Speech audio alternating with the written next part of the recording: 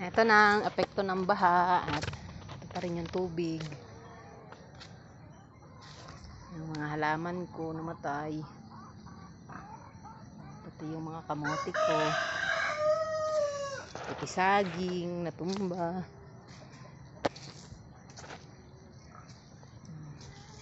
Sa mga talbos ko ng sili, wala na akong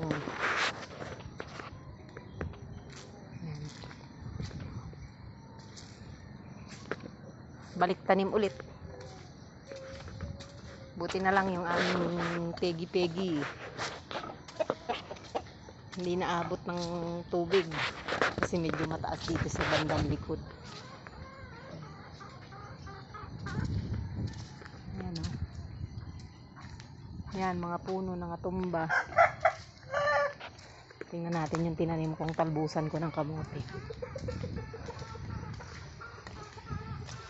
Nagpapainit yung mga hayop ngayon kasi nilamig sila ilang araw. Buti ngayon sumikat-sikat na yung araw.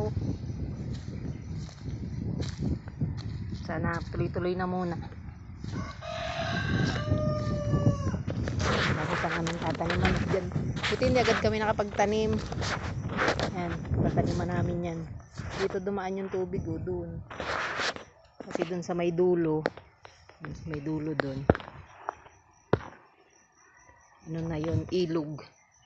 Namimingwit doon yung asawa ko. Ito yung talbusan ko ng kamote tanim. Ay, hindi ko napansin.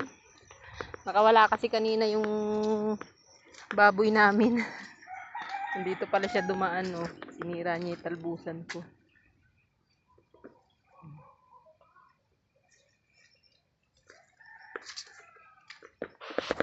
Ito yung mga papaya ko.